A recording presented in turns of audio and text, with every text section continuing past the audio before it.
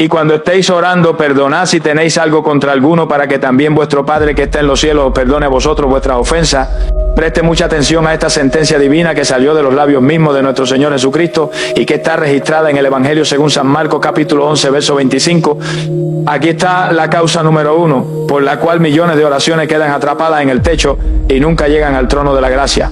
La falta de perdón es el bloqueo más peligroso y más común en el pueblo de Dios. Es un cáncer espiritual que se come la bendición desde adentro hacia afuera. Usted puede orar 5 horas diarias, puede ayunar 3 veces por semana, puede dar todos sus bienes a los pobres, pero si usted guarda rencor en su corazón contra alguien, si usted tiene una lista negra de personas a las que no puede ver ni en pintura, el cielo está cerrado para usted. Es duro decirlo, hermano, pero es la verdad. Dios no puede bendecir a un corazón que retiene la ofensa, porque el que no perdona se pone por encima de Dios. Dios perdonó sus pecados, que eran muchos, y usted se niega a perdonar la ofensa de su hermano, que es poca. Eso es orgullo, y el orgullo es abominación. Alabe lo que le ama. La falta de perdón actúa como un tapón en la tubería de la gracia. Imagínese una manguera por donde debe fluir el agua viva del Espíritu Santo. Si esa manguera está doblada o llena de piedra de rencor, el agua no sale. Usted se seca espiritualmente. Empieza a sentir amargura, empieza a sentir pesadez en el culto, levanta las manos pero no siente nada, canta pero es puro ruido. ¿Por qué? Porque hay un estorbo en el canal. El Señor lo dice claramente: si no perdonáis, tampoco vuestro Padre os perdonará. Esto es terrorífico. Si Dios no lo perdona a usted, entonces usted está bajo condenación. Y si está bajo condenación, ¿cómo espera recibir sanidad o prosperidad? La bendición es para los justificados. Y para ser justificado hay que estar limpio de rencor. El perdón no es una opción para el cristiano. El perdón es un mandamiento de supervivencia. Si usted quiere sobrevivir en el reino y quiere que sus finanzas y su salud fluyan, usted tiene que soltar esa ofensa ahora mismo. Tiene que dejar ir al que le hizo daño, no por el bien de él, sino por el bien suyo. Porque el rencor es un veneno que usted se toma esperando que el otro se muera. Sonría, Cristo le ama. Hay gente que dice: pastor, es que usted no sabe lo que me hicieron, me traicionaron, me robaron, hablaron mal de mí. Yo lo entiendo, hermano. El dolor es real y la herida duele. Pero escúcheme bien, su dolor no le da derecho a desobedecer a Dios. Jesús fue traicionado por Judas, fue negado por Pedro, fue abandonado por todos y clavado en una cruz injustamente. Y sin embargo sus palabras fueron: Padre, perdónalo porque no saben lo que hacen. Ese es el estándar del cristiano. Usted tiene que perdonar no porque lo sienta, sino porque es una decisión de la voluntad. El perdón no es un sentimiento, es un acto legal en el espíritu. Usted decide cancelar la deuda.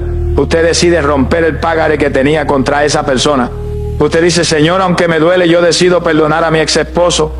Decido perdonar a ese socio que me estafó. Decido perdonar a mi padre que me abandonó. Cuando usted toma esa decisión, el Espíritu Santo viene y sana sus emociones, pero primero tiene que dar el paso de obediencia. Gloria sea a Dios. La falta de perdón le da derecho legal a los verdugos demoníacos para que lo atormenten. En la parábola de los 2 deudores, Jesús enseñó que aquel siervo que no quiso perdonar a su compañero fue entregado a los verdugos hasta que pagara todo. Muchos cristianos están siendo atormentados por enfermedades físicas que no tienen explicación médica. Tienen artritis, tienen úlceras, tienen dolores de cabeza crónicos. Y la raíz de todo eso es la amargura. El cuerpo somatiza lo que el alma calla. La falta de perdón pudre los huesos. Hay demonios de tormento que tienen permiso de entrar en su vida porque usted le abrió la puerta con el rencor. Si usted quiere ser libre de esa opresión, si quiere que se vaya el insomnio, si quiere que se vaya la ansiedad, empiece por perdonar. Saque la basura de su corazón. No deje que el sol se ponga sobre su enojo, ni deis lugar al diablo. Cada día que usted pasa sin perdonar es un día que usted duerme con el enemigo en su cama. Hay poder en Jesús. Usted tiene que entender que perdonar no significa que lo que le hicieron estuvo bien. No significa que usted tiene que volver a ser el mejor amigo de quien abusó de usted. Perdonar significa que usted renuncia a la venganza, renuncia a ser el juez y deje el caso en las manos de Dios. Mía es la venganza, yo pagaré, dice el Señor. Cuando usted perdona, usted quita sus manos del asunto y permite que Dios meta la suya. Y créame que Dios sabe hacer justicia mejor que usted. Mientras usted trate de defenderse y de cobrar la ofensa, Dios se queda quieto. Pero cuando usted suelta y dice: Señor, te lo entrego a ti, entonces Dios se levanta como poderoso gigante para defender su causa. José perdonó a sus hermanos que lo vendieron como esclavo y Dios lo exaltó hasta lo sumo. Si José se hubiera llenado de odio, se habría podrido en la cárcel, pero el perdón fue la llave que lo llevó al palacio. Su perdón es la llave de su promoción. Alabado sea Dios. A veces el bloqueo de la bendición viene porque no nos hemos perdonado a nosotros mismos. Hay personas que ya le pidieron perdón a Dios y Dios los perdonó, pero ellos siguen castigándose por los errores del pasado. siguen pensando si no hubiera hecho eso, si no hubiera abortado, si no hubiera fallado. Hermano, si Dios ya echó sus pecados al fondo del mar, ¿quién es usted para ir a pescarlo de nuevo? Perdonarse a sí mismo es parte de recibir la gracia. Si la sangre de Cristo fue suficiente para limpiar al ladrón en la cruz, también es suficiente para limpiarlo a usted. Deje de bloquear su futuro con la culpa del pasado. El diablo es el acusador, pero Jesús es el defensor.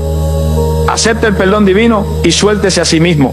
La culpa paraliza, pero la gracia moviliza. Dios tiene cosas nuevas para usted, pero no se las puede dar si sus manos están ocupadas aferrándose a la culpa vieja. Alabe lo que Él le ama. Yo lo reto en esta hora a que haga un inventario en su corazón. Cierre sus ojos y pregúntele al Espíritu Santo: Señor, ¿hay alguien a quien no he perdonado? ¿Hay alguna raíz de amargura escondida en el fondo de mi alma? Y si Dios le trae un nombre o una cara a la memoria, no lo ignore. Enfrente ese gigante hoy, diga en voz alta: yo perdono a fulano de tal, lo desato y lo dejo ir en el nombre de Jesús. Bendiga a esa persona, porque la Biblia dice: bendecid a los que os maldicen. Cuando usted bendice al que lo ofendió, usted le está poniendo carbones encendidos sobre su cabeza y está rompiendo las cadenas que lo ataban al pasado. En el momento que usted suelta el perdón, usted va a sentir como si le quitaran una tonelada de encima. La paz va a volver a fluir, la oración va a volver a ser poderosa, y esa bendición que estaba retenida, ese milagro financiero, esa restauración familiar va a caer sobre su vida como una lluvia tardía. Agárrese de esta palabra del Evangelio según San Marcos capítulo 11 verso 25 y desbloquee su cielo perdonando todo a todo. Hay poder en Jesús. El que encubre sus pecados no prosperará, mas el que los confiese y se aparta alcanzará misericordia. Preste mucha atención a esta ley espiritual irrevocable que se encuentra en el libro de Proverbios capítulo 28 verso 13, porque aquí está la razón por la cual muchos cristianos viven estancados en una mediocridad espiritual y financiera. El pecado oculto es como una termita invisible que se come los cimientos de su casa. Mientras usted duerme tranquilo, usted puede tener una fachada hermosa, puede tener un ministerio exitoso, puede cantar como los ángeles y diezmar puntualmente, pero si en la intimidad de su alcoba o en los rincones secretos de su mente usted está abrigando un pecado que se niega a soltar, usted mismo está cerrando la llave de la bendición. La Biblia es tajante y no deja lugar a dudas. No prosperará, punto. No importa cuánto ore, no importa cuánto ayune, no importa cuánto declare. Si hay pecado escondido debajo de la alfombra, Dios no puede prosperarlo, porque Dios es santo y no puede ser cómplice de la oscuridad. Alabe lo que Él le ama. Vivimos en una cultura de apariencia donde lo importante es lo que la gente ve. Nos preocupamos por tener el traje planchado, la sonrisa perfecta y el lenguaje cristiano correcto, pero a Dios no lo impresionan las máscaras. Dios mira el corazón. Dios tiene ojos como llamas de fuego que penetran hasta lo más profundo del alma. Usted puede engañar a su pastor, puede engañar a su esposa, puede engañar a sus hijos, pero no puede engañar al que todo lo ve. El rey David trató de encubrir su pecado con Betsabé durante casi un año. Trató de seguir su vida como si nada hubiera pasado. Seguía yendo al tabernáculo, seguía gobernando, pero por dentro se estaba pudriendo. Él mismo confiesa en los salmos que mientras cayó se envejecieron sus huesos, la mano de Dios se agravó sobre él, su verdor se volvió en sequedades de verano. Eso es lo que pasa cuando usted calla. El pecado no confesado es un veneno que lo seca por dentro, le quita el gozo de la salvación, le quita la paz y convierte su cielo en bronce. Sonríe, a Cristo le ama. El texto dice: el que encubrir es una acción deliberada, es saber que algo está mal y tratar de justificarlo o esconderlo. Hay muchas formas de encubrir. Algunos encubren llamando al pecado por otro nombre, le dicen debilidad, le dicen desliz, le dicen error, pero Dios le dice pecado. Otros encubren culpando a los demás.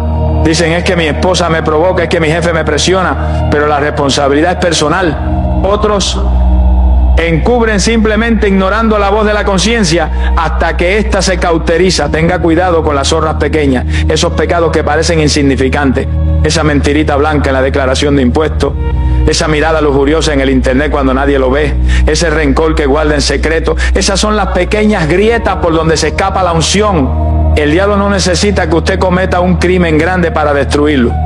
Solo necesita que usted tolere un pecado pequeño y lo mantenga en secreto, porque el secreto es el oxígeno del diablo. Mientras usted lo mantenga oculto, el diablo tiene poder sobre usted. Gloria sea a Dios. La promesa de prosperidad está condicionada a dos acciones: confesar y apartarse. Note que no basta con confesar. Hay gente que confiesa todos los domingos, lloran en el altar, le dicen al Señor perdóname, pero el lunes vuelven a hacer lo mismo. Eso no es arrepentimiento, eso es remordimiento. El verdadero arrepentimiento implica un cambio de dirección, implica apartarse, implica cortar de raíz lo que le hace caer. Si el ojo le es ocasión de caer, sáquelo. Si la mano le es ocasión de caer, córtela. Esto significa ser radical con el pecado. Si el internet es su tropiezo, ponga filtro o cancele el servicio. Si esa amistad es su tropiezo, corte esa relación. Dios no va a liberar a alguien que coquetea con su cadena. Usted tiene que odiar el pecado más de lo que ama el placer que le produce. Solo el que se aparta alcanza misericordia. Y la misericordia de Dios es la que abre las puertas que el pecado cerró. Hay poder en Jesús. La falta de prosperidad por causa del pecado oculto no se refiere solo a dinero, se refiere a prosperidad integral, prosperidad en su salud, prosperidad en su familia, prosperidad en su alma. Hay personas que tienen mucho dinero, pero sus vidas son un desastre. Sus hijos están rebeldes, sus matrimonios destruidos y viven con ansiedad. Eso no es prosperar. La bendición de Jehová es la que enriquece y no añade tristeza con ella. Cuando usted saca el pecado oculto a la luz, ocurre un milagro.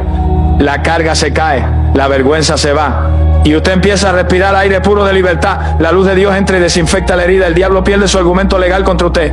Ya no puede chantajearlo porque usted ya lo confesó todo al abogado defensor. La confesión le quita el alma al enemigo y se la entrega a Dios. Alabado sea Dios. Mire el caso de Acán en el libro de Josué. Un solo hombre pecó y escondió un manto babilónico y algo de oro debajo de su tienda. Nadie lo vio, pero ese pecado oculto detuvo a toda la nación de Israel. Perdieron la batalla contra un pueblo pequeño, murieron soldados. Y Josué oraba desesperado preguntando qué pasaba. Y Dios le dijo, Israel ha pecado. El pecado de uno afectó a todos. Su pecado oculto no solo lo afecta a usted, afecta a su familia, afecta a su iglesia. Usted es parte de un cuerpo. Si usted está enfermo espiritualmente, el cuerpo sufre. No sea egoísta y límpiese por amor a los suyos. Saque el anatema de su tienda, desentierre lo que ha escondido. No tenga miedo de la vergüenza pública, tenga miedo del juicio divino. Es mejor ponerse rojo un momento delante de los hombres que ponerse negro para siempre en la eternidad. La sangre de Cristo está lista para limpiar, pero solo limpia lo que se trae a la luz. Alabe lo que Él le ama. Yo lo invito en esta hora a que sea valiente y rompa el pacto con el secreto. El Espíritu Santo le está señalando ahora mismo esa área oscura de su vida, esa área que usted ha puesto letrero de no pasar. Dios quiere entrar ahí hoy para sanarlo. No para condenarlo, sino para hacerlo libre. El texto termina con una promesa maravillosa.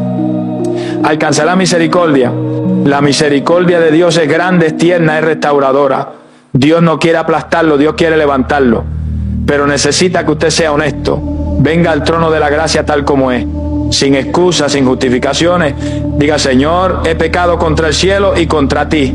Confieso que tengo envidia, confieso que tengo lujuria, confieso que he robado. Y en el momento que usted lo suelta, el cielo se abre. La obstrucción se va y el río de agua viva comienza a correr de nuevo. Agárrese de esta verdad liberadora que está en el libro de Proverbios capítulo 28, verso 13 y decida hoy vivir en la luz para que su prosperidad sea manifiesta a todos. Hay poder en Jesús. Sonría, Cristo le ama. La muerte y la vida están en poder de la lengua y el que la ama comerá de sus frutos. Preste mucha atención a esta revelación explosiva que se encuentra en el libro de Proverbios capítulo 18, verso 21, porque aquí está el detonante que puede estar destruyendo todo lo que usted construye con sus oraciones. La lengua es un miembro pequeño, pero tiene el poder de un timón que dirige el barco de su vida. Usted puede estar orando por sanidad, pero si con su boca se la pasa diciendo que este dolor lo va a matar, que esta enfermedad es hereditaria y que nunca se va a curar, usted mismo está anulando su oración. La Biblia no dice que la muerte y la vida están en poder del diablo, ni en poder de los médicos, ni en poder del gobierno. Dice que están en poder de su lengua. Usted es el profeta de su propio destino. Lo que usted declara, eso es lo que usted atrae. Si usted habla muerte, cosechará muerte. Si usted habla vida, cosechará vida. No hay término medio. Su boca es una fuente. Y de una misma fuente no puede salir agua dulce y agua amarga. Alabe lo que Él le ama. Hay un misterio espiritual tremendo en las palabras que soltamos. Las palabras no son simples sonidos que se lleva el viento. Las palabras son contenedores de poder espiritual. Son semillas que caen en la tierra del mundo invisible y empiezan a germinar. Cuando usted se levanta por la mañana y dice, hoy va a ser un día horrible, todo me sale mal, no tengo dinero. Usted acaba de dar una orden al mundo espiritual para que su día sea un desastre. Los demonios escuchan su confesión negativa y dicen, amén, vamos a hacer que le vaya mal porque Él mismo lo autorizó. Pero cuando usted se levanta y dice, este es el día que hizo el Señor, me gozaré y me alegraré en Él, todo lo puedo en Cristo que me fortalece, usted le está dando material a los ángeles para que trabajen a su favor. Los ángeles obedecen la voz de la palabra de Dios, pero si usted no habla palabra de Dios, sino palabra de queja, los ángeles se quedan de brazos cruzados. Sonría, Cristo le ama. El pueblo de Israel es el ejemplo más trágico del poder destructor de la lengua. Dios los sacó de Egipto con milagros poderosos, les abrió el mar rojo, le dio maná del cielo, pero ellos no podían dejar de quejarse. Se quejaban del agua, se quejaban de la comida, se quejaban del liderazgo de Moisés. ¿Y cuál fue el resultado? La Biblia dice que todos los que murmuraron murieron en el desierto y no entraron en la tierra prometida. Oiga bien esto, hermano. La queja lo deja a usted dando vuelta en el desierto. La queja es un insulto a Dios, porque es decirle que lo que Él hace no es suficiente. La queja atrae espíritus devoradores. El apóstol Pablo nos advierte en la primera carta a los Corintios que no murmuremos como algunos de ellos murmuraron y perecieron por el destructor. Si usted vive quejándose de su esposo, quejándose de su trabajo, quejándose de la iglesia, usted está invocando al destructor sobre su propia casa. Cierre la boca a la queja y abra la alabanza. Gloria sea a Dios. La palabra griega para confesión es homologeo, que significa decir lo mismo. Confesar es decir lo mismo que Dios dice. Si Dios dice que por su llaga fuimos nosotros curados y usted dice que está enfermo, usted no está confesando la palabra. Usted está confesando la realidad del diablo. La fe no niega los hechos. La fe cambia los hechos. Los hechos dicen que usted tiene un tumor, pero la verdad dice que Jesús llevó sus enfermedades. Usted tiene que alinear su boca con la verdad eterna. Diga lo que Dios dice de usted, aunque sus ojos vean lo contrario. Llame las cosas que no son como si fuesen. Así fue como Dios creó el universo. Dios dijo, sea la luz, y fue la luz. Usted fue creado a imagen y semejanza de Dios, y por tanto sus palabras tienen capacidad creativa. Use esa capacidad para crear bendición y no maldición. Deje de decir soy pobre, diga soy rico en Cristo. Deje de decir soy inútil, diga soy linaje escogido. Hay poder en Jesús. Muchos cristianos usan su lengua para maldecir a otros sin darse cuenta. Cuando usted critica a un hermano, cuando usted participa en chisme, cuando usted juzga las intenciones de los demás, usted está usando su lengua como espada para herir. Y la Biblia dice que con la vara que mide serás medido. El juicio que usted suelta por su boca se devuelve como un boomerang contra usted. Si usted siembra discordia, va a cosechar soledad. Si usted siembra calumnia, va a cosechar vergüenza. El libro de Santiago dice que la lengua es un fuego, un mundo de maldad que contamina todo el cuerpo y es inflamada por el infierno. No permita que el infierno use su lengua para destruir a la iglesia. Consagre sus labios. Pídale a Dios como el salmista. Pon guarda mi boca, oh Jehová. Guarda la puerta de mis labios. Que de su boca solo salga palabra de edificación, palabra de gracia, palabra que levante al caído. Alabado sea Dios.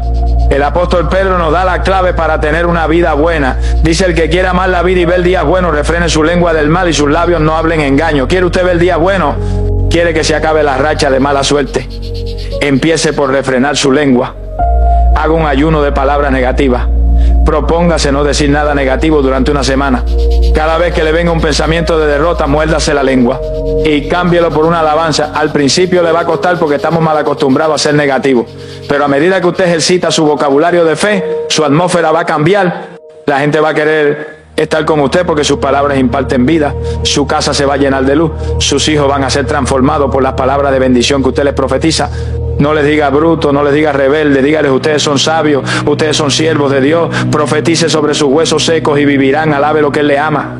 Yo lo invito en esta hora a que cancele toda palabra de maldición que usted haya soltado sobre su propia vida o sobre su familia. El diablo toma nota de esas palabras y las usa como argumentos legales, pero la sangre de Cristo tiene poder para borrar esas actas. Diga conmigo, Señor, perdóname por haber hablado muerte. Perdóname por haberme quejado. Hoy renuncio a la confesión negativa. Hoy anulo toda palabra ociosa que salió de mi boca y declaro que desde hoy mi boca será un manantial de vida. Mi boca será un instrumento de tu gloria. Voy a hablar sanidad. Voy a hablar prosperidad.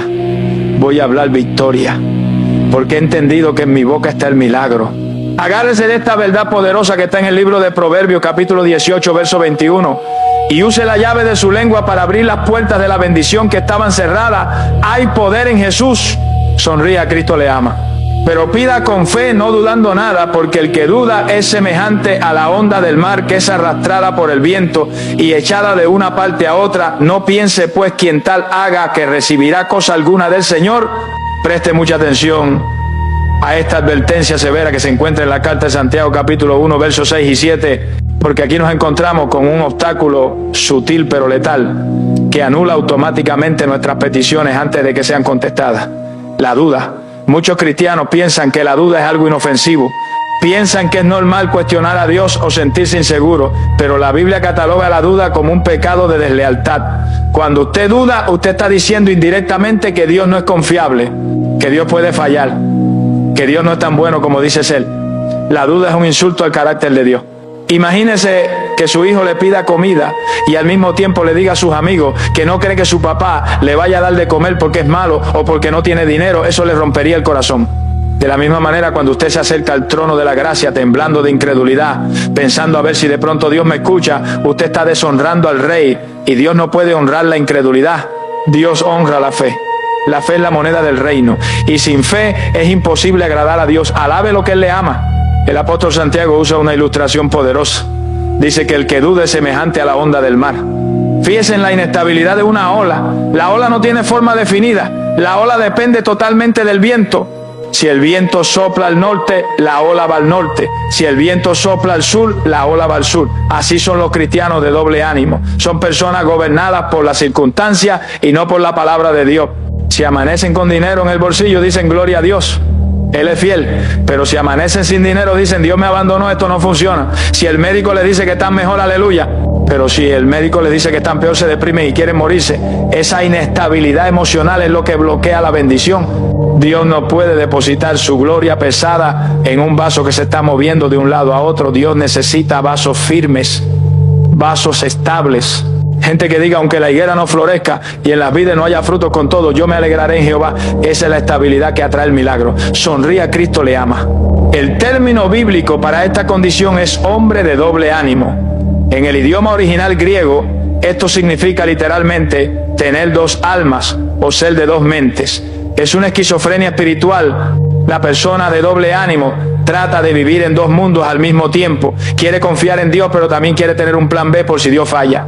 Ora pidiendo sanidad, pero ya está buscando qué remedio casero o qué brujería le puede servir si la oración no funciona. Le pide a Dios provisión financiera, pero sigue haciendo trampas en el negocio por si acaso. Esa dualidad es abominable para Dios. Usted no puede servir a dos señores y no puede tener dos confianzas. O confía en Dios al 100% o no confía nada. La fe a medias no es fe, es duda disfrazada. Y la Biblia es clara al decir no piense quien tal haga que recibirá cosa alguna. Es una sentencia de bloqueo total. La tubería se cierra no porque Dios no quiera dar, sino porque la mano del que recibe está temblando tanto que no puede sostener la bendición. Gloria sea a Dios. La duda muchas veces se disfraza de humildad. Hay gente que dice, yo no quiero exigirle a Dios, yo pido si es su voluntad. Y aunque es cierto que debemos someternos a la voluntad de Dios, muchas veces usamos esa frase como una excusa para no creer. Si la Biblia ya promete algo, usted no tiene que decir si es tu voluntad. Usted tiene que decir gracias porque es tu voluntad. Si la Biblia dice que Él es Jehová tu sanador, usted no tiene que dudar si Él quiere sanarlo. Usted tiene que pararse firme en esa promesa y reclamarla. La duda viene cuando desconocemos la palabra o cuando miramos más la tormenta que a Jesús. Recuerde a Pedro caminando sobre las aguas. Mientras mantuvo sus ojos en Cristo, caminó sobre lo imposible. Pero en el momento en que miró el viento y las olas, tuvo miedo y comenzó a hundirse. La duda hunde, la duda lo baja de nivel. El milagro ocurre en la dimensión de la fe, pero la duda lo arrastra a la dimensión de la lógica natural. Donde no hay milagros, hay poder en Jesús. El enemigo es experto en sembrar dudas justo cuando la respuesta está por llegar. Es la misma táctica que usó con Eva en el huerto del Edén. Le dijo, con que Dios os ha dicho. El diablo siempre cuestiona lo que Dios dijo. Cuando usted recibe una palabra profética o una promesa bíblica, el diablo viene inmediatamente a susurrarle a la mente, eso no es para ti, eso es muy difícil.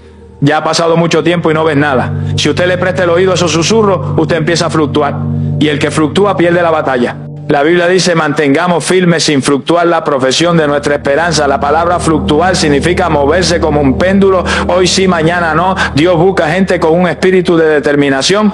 Gente que diga como Jacob, no te soltaré hasta que me bendiga. Esa terquedad santa es la que rompe el bloqueo. Dios se agrada de la fe que no acepta un no por respuesta cuando está basado en su pacto. Alabado sea Dios. Para desbloquear esta área, usted tiene que alimentar su fe y matar su duda de hambre. La fe viene por el oír y el oír por la palabra de Dios.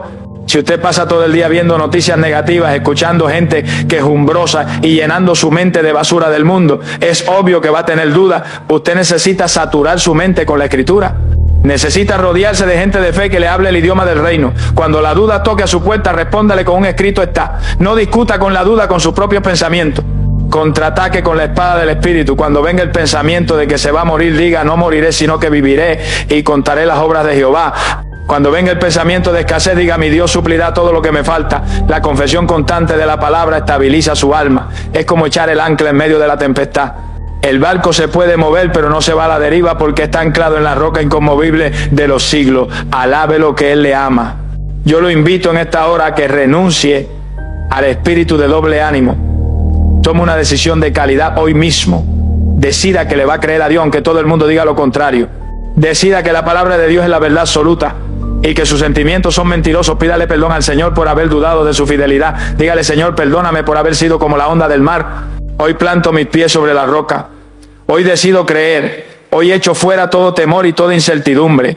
Creo que tú eres galardonador de los que te buscan. Cuando usted se afirma de esa manera, el mundo espiritual tiembla, los demonios saben que un creyente decidido es peligroso, el bloqueo se rompe y la bendición que estaba retenida por su inestabilidad comienza a descender sobre su vida. Agárrese de esta verdad que está en la carta de Santiago capítulo 1 versos 6 y 7 y manténgase firme para recibir su milagro. Hay poder en Jesús. Sonría, Cristo le ama. Honra a tu padre y a tu madre, que es el primer mandamiento con promesa para que te vaya bien y seas de larga vida sobre la tierra. Preste mucha atención a este decreto celestial que se encuentra en la carta a los Efesios capítulo 6 versos 2 y 3, porque aquí nos encontramos con un principio espiritual que muchos cristianos modernos han decidido ignorar y por eso viven vidas llenas de tropiezos y de amargura. La falta de honra es un bloqueo silencioso que cierra el grifo de la bendición de una manera fulminante. Dios establece un orden en el universo y la familia es la base de ese orden. Los padres son los representantes de la autoridad de Dios en la tierra para los hijos. Cuando usted deshonra a sus padres, usted está deshonrando directamente a Dios, que fue quien los escogió para traerlo a este mundo. No importa si usted es un gran predicador, no importa si usted diezma millones, si usted trata a sus padres con desprecio, si los abandona en su vejez o si habla mal de ellos a sus espaldas, usted tiene un cortocircuito en su conexión con el cielo. La Biblia no dice que es una sugerencia, dice que es un mandamiento, y es el único mandamiento que trae una cláusula de garantía. Si lo cumples te irá bien, pero si no lo cumples, por lógica de deducción te irá mal. Alabe lo que Él le ama. La palabra honra en la Biblia tiene un peso muy significativo. Significa valorar, estimar, dar peso o precio a algo. Honrar a los padres no significa solamente obedecerles cuando uno es niño. Significa que cuando uno es adulto, debe tratarlos con dignidad, debe cuidarlos, debe proveer para ellos y debe hablarles con respeto. Lamentablemente vemos hijos que tratan a sus padres como estorbos, como muebles viejos que ya no sirven. Les gritan, los humillan o los tiran en un asilo y se olvidan de ellos. Eso es abominación delante de Jehová. El libro de Proverbios dice que el que roba a su padre o a su madre y dice que no es maldad, compañero, es del hombre destruidor. Si usted le niega la ayuda económica a sus padres cuando ellos la necesitan, usted está actuando como un destructor y el espíritu de destrucción se va a meter en su propia finanza. No se pregunte por qué el dinero no le rinde si usted tiene a su madre pasando necesidades. Mientras usted come manjares, la justicia de Dios empieza por casa. Sonría, Cristo le ama. Escucho a mucha gente decir: pero pastor, usted no sabe cómo fue mi papá, él fue un borracho, él nos pegaba, él abandonó a mi mamá. Y yo comprendo su dolor, hermano. Hay padres que han fallado terriblemente, pero escúcheme bien porque esto lo va a liberar. El mandamiento no dice honra a tu padre si fue bueno o honra a tu madre si fue santa. El mandamiento dice honra a tu padre y a tu madre, punto. La honra no es por el desempeño de ellos, la honra es por la posición que ocupan. Ellos son la fuente biológica que Dios usó para darle la vida. Usted honra el canal. Mire el ejemplo de Noé. Noé se emborrachó y se desnudó en su tienda. Cometió un error vergonzoso. Su hijo Cam lo vio y salió a contárselo a sus hermanos burlándose de su padre. Cam deshonró a Noé por su error y eso le trajo una maldición generacional, pero sus otros hijos Sem y Jafet entraron de espalda para no ver la desnudez de su padre y lo cubrieron con un manto. Ellos honraron a pesar del error y recibieron bendición. Usted decide si quiere ser como Cam y vivir bajo maldición o ser como Sem y cubrir las faltas con amor y recibir bendición. Gloria sea a Dios. Este principio de honra se extiende también a los padres espirituales, es decir, a las autoridades que Dios ha puesto en la iglesia, pastores, líderes, mentores. La Biblia dice: tened en estima a los que os presiden el Señor. Hay cristianos que se la pasan criticando a su pastor, se sientan en la mesa del domingo a comerse al siervo de Dios con la lengua, hablan de sus defectos, critican su mensaje, murmuran de su familia.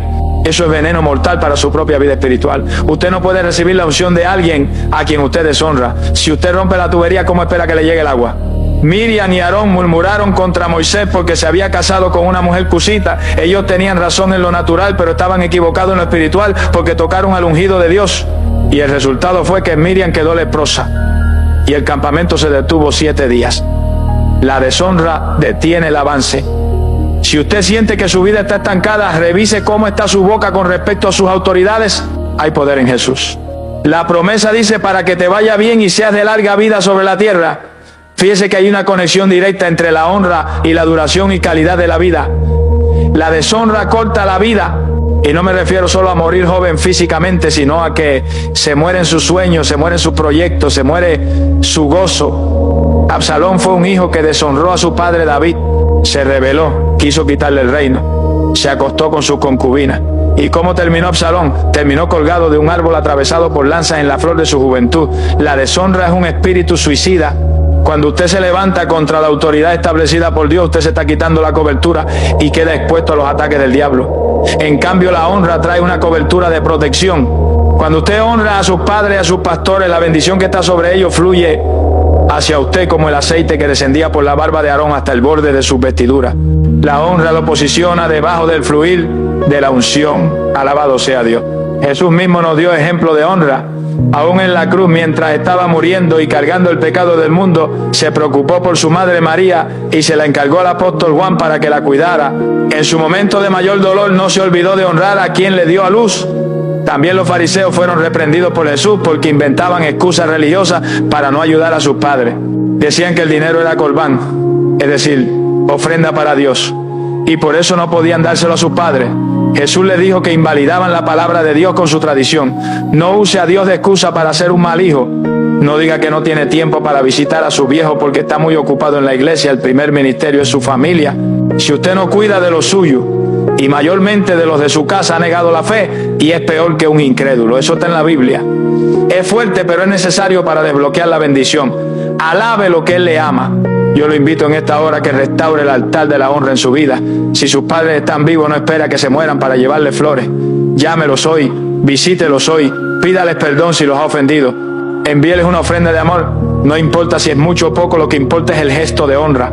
Si sus padres ya partieron con el Señor, honre su memoria perdonando sus errores y viviendo una vida que los haga sentir orgullosos en el cielo.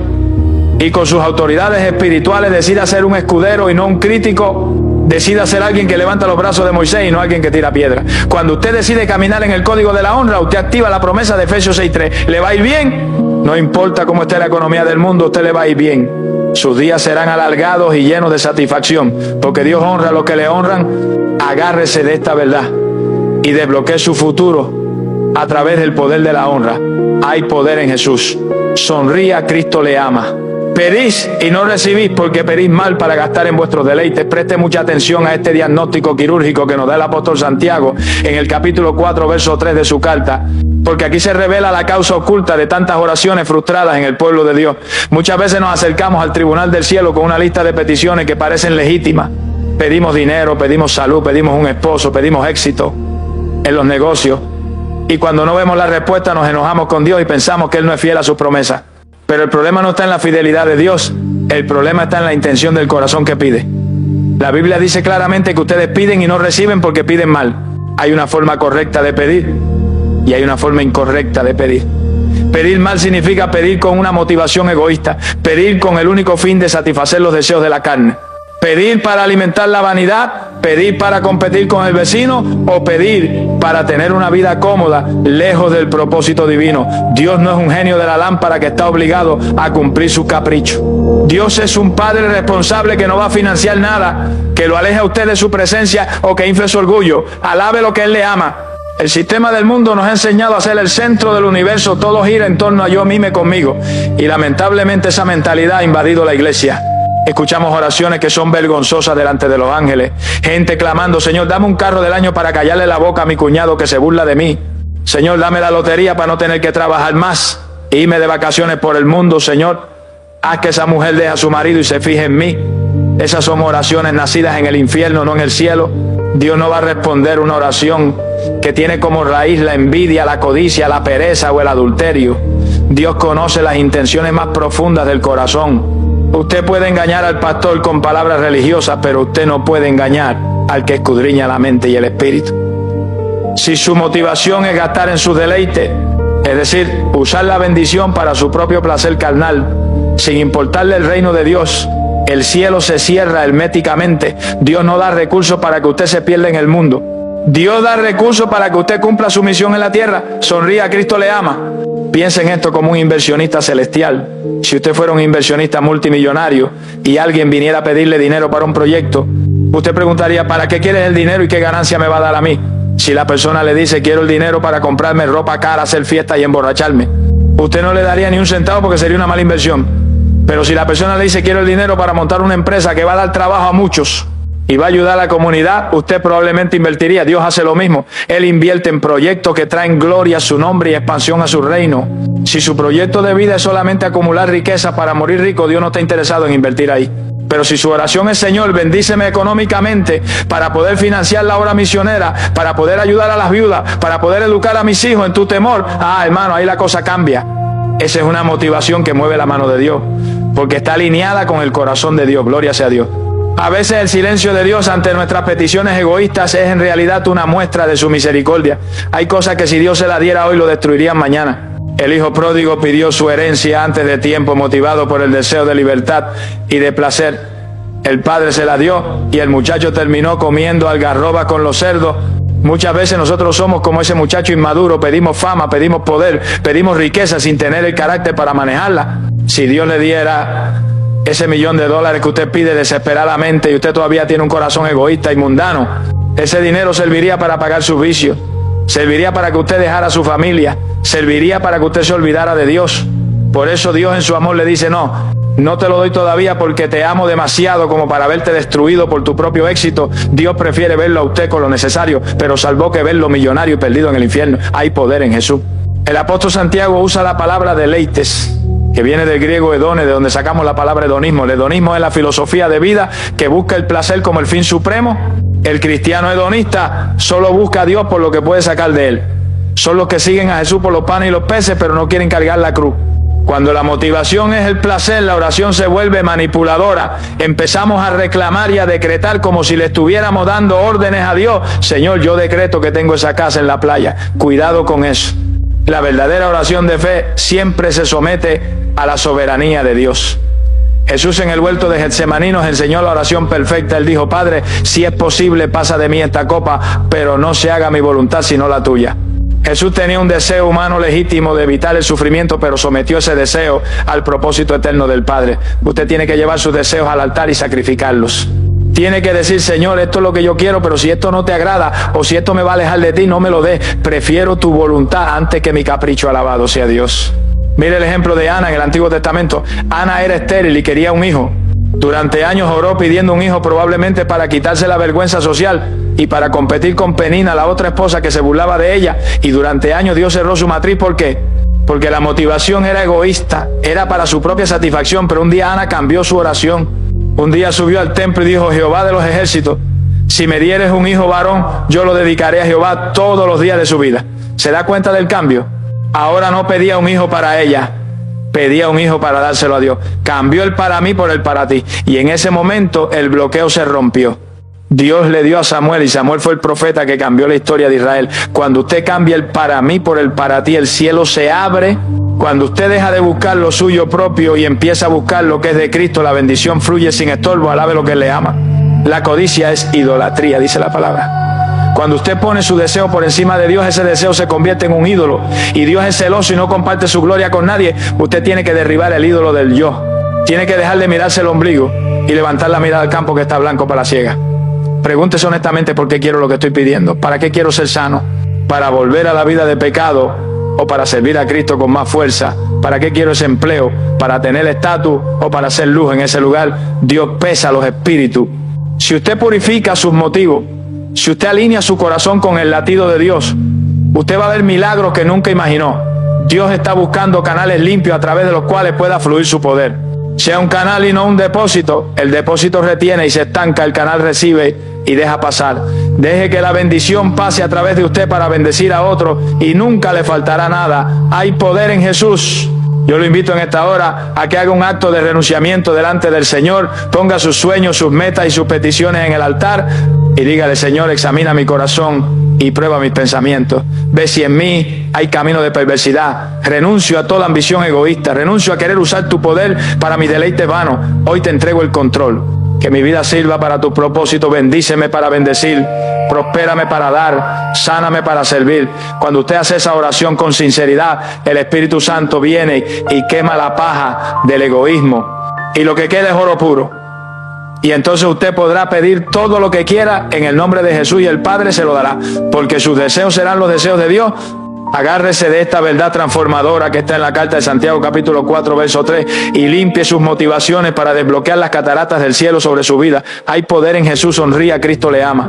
¿Robará el hombre a Dios? Pues vosotros me habéis robado y dijisteis, ¿en qué te hemos robado? En vuestros diezmos y ofrendas, malditos. Soy con maldición porque vosotros, la nación toda, me habéis robado. Preste mucha atención a esta acusación tan seria que sale del trono del Altísimo y que está registrada en el libro del profeta Malaquías capítulo 3 versos 8 y 9. Este es quizá el punto más controversial y donde más resistencia pone la carne del creyente, porque toca el nervio más sensible, que es el bolsillo. Pero aquí está la raíz de por qué muchos hijos de Dios viven en escasez crónica, en deudas impagables y en una angustia financiera que no los deja dormir. La Biblia no usa términos suaves aquí.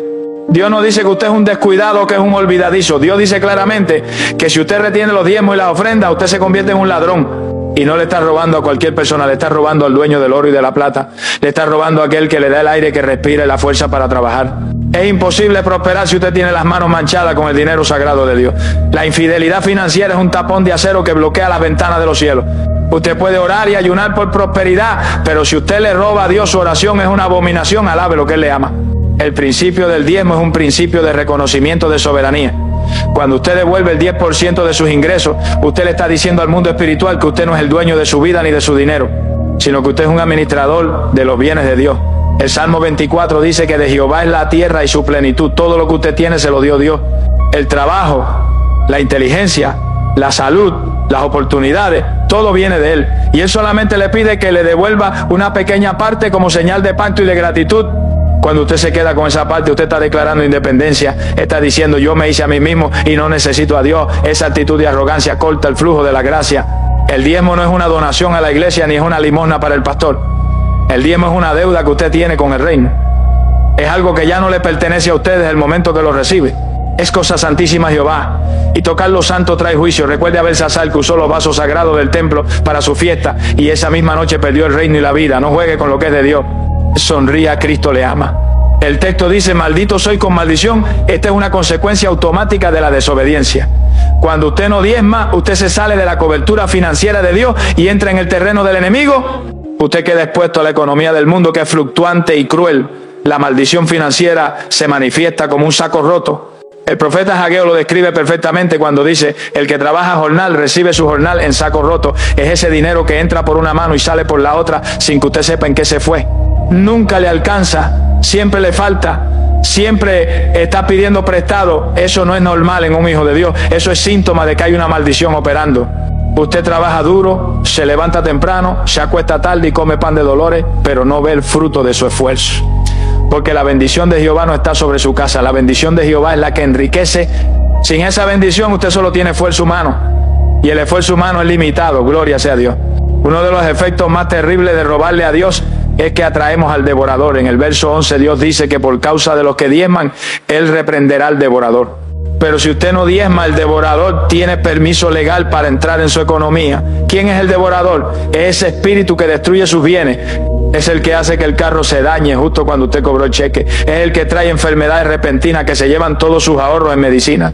Es el que hace que los electrodomésticos se quemen, que surjan goteras en la casa, que le pongan multas de tráfico. El devorador se come lo que usted retuvo y mucho más. Al final a usted le sale más caro no diezmar que diezmar. El diablo es un cobrador despiadado y le va a sacar hasta el último centavo con intereses de dolor. Pero cuando usted diezma, Dios levanta un vallado de protección alrededor de sus finanzas y el diablo no puede tocar su provisión. Diezmar es su seguro contra accidentes financieros. Hay poder en Jesús. La gente dice, pastor, es que no me alcanza para diezmar, pero la verdad espiritual es que no le alcanza precisamente porque no diezma. Es un círculo vicioso. La lógica humana dice, si doy me quedo con menos, pero la matemática del reino dice, si doy se multiplica. 90% con la bendición de Dios rinde mucho más que el 100% con su propia fuerza. El diezmo rompe el espíritu de miseria y el espíritu de miedo. El miedo le dice, guarda porque te va a faltar, pero la fe le dice, da porque Dios proveerá. El diezmo es la prueba máxima de fe. Es poner a Dios primero en la práctica y no solo de labios. Muchos dicen amar a Dios, pero su chequera demuestra lo contrario, porque donde esté vuestro tesoro, allí estará también vuestro corazón. Si usted no puede confiarle a Dios su finanza, tampoco puede confiarle su alma. La avaricia es idolatría, y ningún avaro heredará el reino de los cielos. Rompa con el amor al dinero y empiece a amar al dador del dinero. Alabado sea Dios. El versículo también menciona las ofrendas. El diezmo es obediencia, pero la ofrenda es generosidad. El diezmo abre los cielos, pero la ofrenda determina la medida de la lluvia que va a caer. La Biblia dice que el que siembra escasamente también segará escasamente. Y el que siembra generosamente, generosamente también segará. Hay cristianos que diezman al centavo, pero son tacaños con la ofrenda. Dan lo que les sobra. Dan billetes arrugados.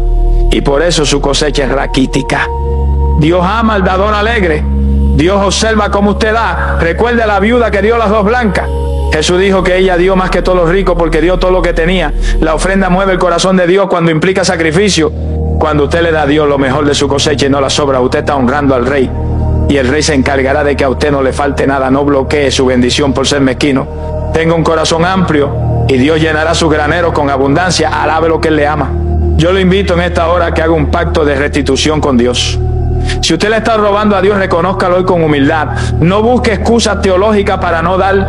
No diga que eso es de la ley, porque Abraham diezmó 400 años antes de la ley y Jacob diezmó antes de la ley. El diezmo es un principio de fe anterior a la ley y confirmado en el Nuevo Testamento. Arrepiéntase de su infidelidad y pídale a Dios que le ayude a ordenar su finanza. Haga la prueba. Dios es el único lugar en la Biblia donde nos autoriza a probarlo. Dice, probadme ahora en esto, si no os abriré las ventanas de los cielos y derramaré sobre vosotros bendición hasta que sobreabunde. Acepte el reto de Dios.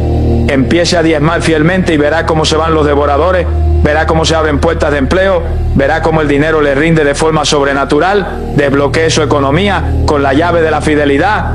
Agárrese de esta verdad contundente que está en el libro del profeta Malaquías, capítulo 3, versos 8 y 9, y conviértase en un mayordomo fiel para que entre en el gozo de su Señor. Hay poder en Jesús. Sonría, Cristo le ama. Es el que hace que los electrodomésticos se quemen, que surjan goteras en la casa, que le pongan multas de tráfico. El devorador se come lo que usted retuvo y mucho más. Al final a usted le sale más caro no diezmar que diezmar. El diablo es un cobrador despiadado y le va a sacar hasta el último centavo con intereses de dolor.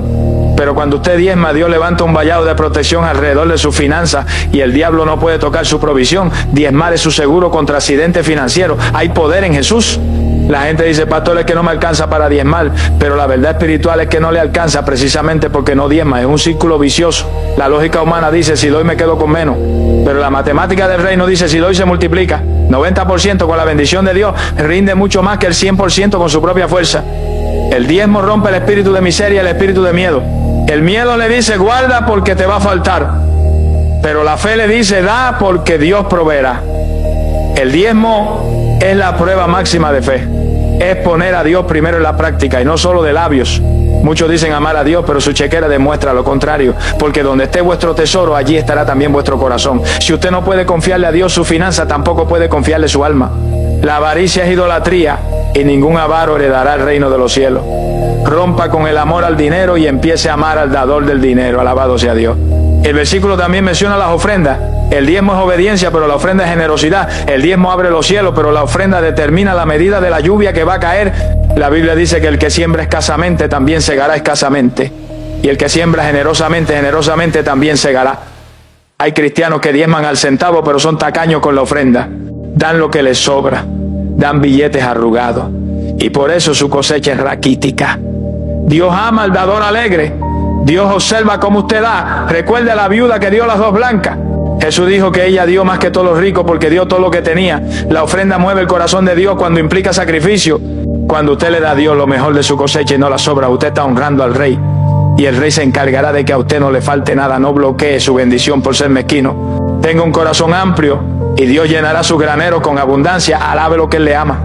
Yo lo invito en esta hora a que haga un pacto de restitución con Dios. Si usted le está robando a Dios, reconózcalo hoy con humildad. No busque excusas teológicas para no dar. No diga que eso es de la ley, porque Abraham diezmó 400 años antes de la ley y Jacob diezmó antes de la ley. El diezmo es un principio de fe anterior a la ley y confirmado en el Nuevo Testamento. Arrepiéntase de su infidelidad y pídale a Dios que le ayude a ordenar su finanza. Haga la prueba. Dios es el único lugar en la Biblia donde nos autoriza a probarlo. Dice, probadme ahora en esto, si no os abriré las ventanas de los cielos y derramaré sobre vosotros bendición hasta que sobreabunde. Acepte el reto de Dios. Empiece a diezmar fielmente y verá cómo se van los devoradores, verá cómo se abren puertas de empleo, verá cómo el dinero le rinde de forma sobrenatural, desbloquee su economía con la llave de la fidelidad. Agárrese de esta verdad contundente que está en el libro del profeta Malaquías, capítulo 3, versos 8 y 9, y conviértase en un mayordomo fiel para que entre en el gozo de su Señor. Hay poder en Jesús. Sonría, Cristo le ama.